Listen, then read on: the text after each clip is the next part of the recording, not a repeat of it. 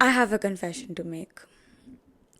Whenever I talk to someone, whether that's online or in person, you'd always hear me talk about these big ideas and practices such as spirituality or psychology or even stuff about personal well being and self growth and just generally things surrounding the idea of prioritizing your health, your own well being, and just your own needs above other things. And yes, I do stand by that 100%. Like, there is no bigger service that you can do to yourself than putting yourself first. Completely agree. But on the flip side, like, there is this one person who believes in all of these things and does all of these things. But on the flip side, there's also a person who is sitting in some random corner of this house and just having a really disgusting cry session. So, whenever you hear me talk about these big things that I believe in or I want to incorporate in my life, on the flip side, there's also a part of me that is quite insecure, quite scared of doing these things or being a certain way. And on top of everything, that small part of me loves to indulge in sort of feeling sorry for myself. Maybe because it's easier. I think I find myself in situations quite a few times where I feel that it's easier to blame someone else or blame the situation instead of taking the responsibility. Instead of being accountable, I think sometimes it's more convenient rather to feel like I am the victim and someone else did this to me or someone else brought this situation into my life as if I didn't have a say, as if I am immaterial in this context. But yes, that does happen. There is a flip side to everything. And sadly, for the longest time, I used to run away from this side of myself. Like, I used to refuse to acknowledge that this is a part of me. I would just be in denial. I would fake confidence to make myself feel secure in the moment so that I forget about this part of my shadow self that doesn't feel as confident or as secure as I portray myself to be. So that was a bit of a problem. But now, after reading a lot, after working a lot on this, I've realized that this is nothing to be embarrassed about. Fine, I cry. Fine, I have my bad days. So what? Who doesn't? And in fact, now coming through this tunnel, and when I see the light at the end of this, I feel like I don't trust people who can't cry. And I don't just mean literally physically cry. I can fully trust people who are comfortable and secure enough to properly express emotions that we consider bad or negative. Everyone these days makes such a big deal about why communication is so important to make a relationship work. Why communication is so important to build a healthy, lasting relationship. And I completely agree. It's better to talk about things that are bothering you or whatever's in your mind instead of being passive aggressive or expecting the other person to sort of read your mind and fix things on their own. That's irrational, of course. But when you think about it, how many people are actually communicating their thoughts, emotions, or whatever they're feeling? How many people are actually properly condensing their issues into a proper dialogue? And because people are unwilling to be honest and actually communicate, it leads to so much confusion, unnecessary mess for the other person. Because when you talk, like, when you're discussing what kind of a relationship you want, you'd give this blueprint of a healthy, communicative, mutually supportive relationship on paper. But when it comes to actually putting in the effort, y'all are the first ones to walk out. And I'm not saying that I don't do that, but I've also been on the receiving end of this so many times that I'm genuinely exhausted of an endless string of failed situationships and failed talking stages. And surprisingly, actually, not so surprisingly, one of the biggest motivation factors for me to talk about this today is yet another failed talking stage slash situationship slash potential relationship. I don't even know what to call it. So, a little backstory. After a very long time, I had met a person who was genuinely so nice to me and genuinely so thoughtful that throughout the course of whatever it was, at no point did I feel the need to inflate any details or, sort of hold back any details of any interaction that I've had with that person when I would discuss it with my friends. And a lot of girls know what I'm talking about because with certain guys, I'm sure we've been in a situation where we have to, hide certain details or sort of inflate some incidents to make that person look better in front of our friends. But thankfully, after a very long time, I was not in that position where I have to twist how things are to make that person look better and by extension, make myself look better in front of my friends as well. And all this while I was just happy living by myself in my self care healing era, doing what I want, going wherever I want, not giving a fuck, truly not caring about anything else. Until this person came along and it made me realize that all of your growth, all of your progress means nothing when you are by yourself or when you are in a relatively comfortable situation. All of the efforts that you've put in, they are put to test when you're put in the same situation where you might have fucked up in the past.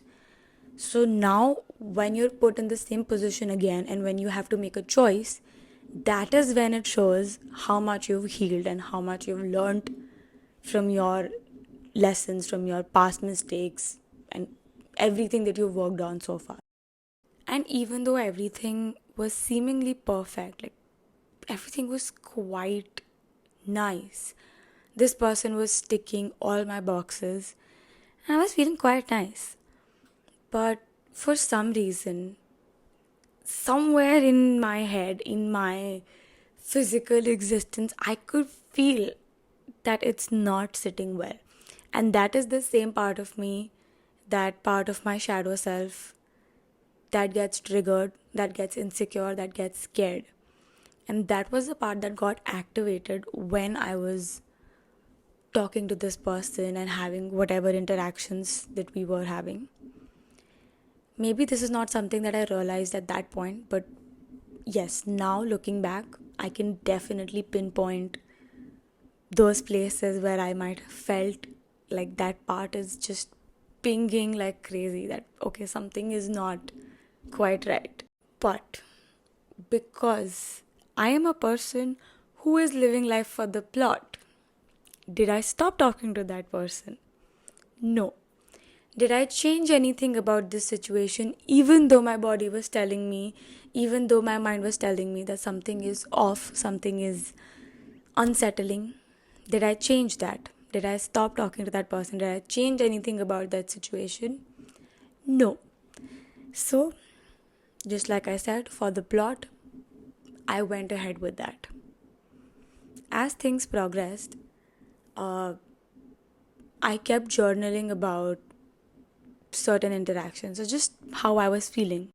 And now, while I was planning what to say during this episode, I went through that notes ka folder and I found that one note that was just a series of random journal entries about this one person.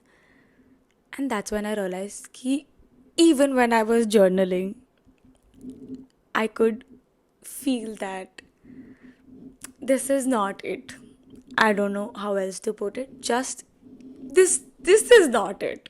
And to make things worse, on top of everything, there was also the added embarrassment of having a crush as a grown up adult. I mean, fawning over a boy would have been cute when you were in school or even when you're in like college. But now that I'm done with all of that, I've done my share of crushing over someone and the obsession phase, the texting phase, whatever. I've done that.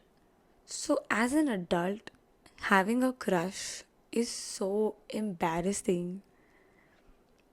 So, to add to my pre existing list of issues with this situation, here was another thing to add to that list. I still don't know how to feel about that.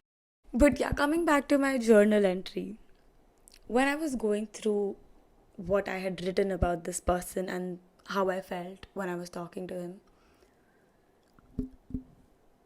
actually, I don't know how to express it. You decide for yourself. I'm going to read out a few things that I wrote about this person. You let me know what you think about this. Okay, so to start with, this was, I think, the first thing that I had written about this person. And I started with, I'm trying so hard not to get my hopes high. I actually end up dismissing everything, and that's also unfair. I just want to bake him fresh bread. I don't think this is normal. I'm still not sure if this is the best thing for me or even if we're going to talk, but okay, let's see. The one thing that I fail to understand is this feminine urge to want to bake for the guy that you like. Why does this happen? I don't care what you say, I will put this feminine urge under the category of cruelty against women because why? Why am I getting this urge to bake for a guy? It's just a guy. Why am I wanting to do this? It's so embarrassing. Over the next few weeks, it's just a series of me saying absolutely unwarranted shit to this person and then regretting it later. For example, I sent him a picture of something and apparently I had written wish you were here or something like that. And then I came here and I wrote, I don't know if that's a smart thing to say to a guy. Maybe he will take it without cushioning his ego. I don't know. I can't trust him. And of course, I'm skipping a few weeks. So this one is, I think, about a month and a half later, where I had written that इतना busy तो कोई नहीं होता है. मैंने अपना इतना दिमाग क्यों लगा के रखा है इसमें. I get so frustrated.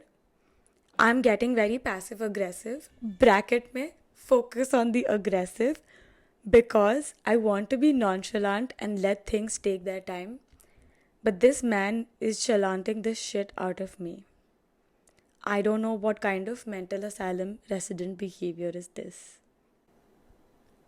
I think this should have been my sign that I should just walk away. But apparently I like making myself feel sad. I think I like crying. So I make myself cry. I want myself to be in that situation where I feel sad. And then the last thing that I've written is, I'm literally such an easy person to please. Like, please calm the fuck down and have some standards. And now, at the end of everything, as you can possibly predict, this did not work out. And this person is no longer in my life. And when I realized that, okay, this is not going to work out, for a split second, again, I just wanted to break things and just yell and cry ki how can this happen again? But then 24 hours later, I was like, okay, cool, I'm done, bye. But अब ऐसा लगता है कि ये दिमाग मेरा पहले नहीं चल सकता था. Why did I have to waste so much time going through all of that unnecessary roller coaster of emotions? अपने आप को दुखी करके क्या मज़ा आया? But thankfully, to make my life easier, a friend suggested this book called Attached. It talks about the science of adult attachment and how we build relationships, especially romantic relationships. The three categories normally are anxious, avoidant, and secure. And I always used to feel like maybe I'm a person who has an anxious kind of attachment style until this whole event happened and I realized that it's just as much avoidant as it is anxious. So it's not like I feel that I'm not good enough because I do get the person, but maybe because I'm insane, I can't keep them in my life. Maybe that's something I need to work on. This was episode 14 of Thought Vault Attached. Thank you for listening. Please go and follow Thought Vault Podcast on Instagram. And I would love to hear from you about what you think your attachment style is down in the comments. I'll see you next week.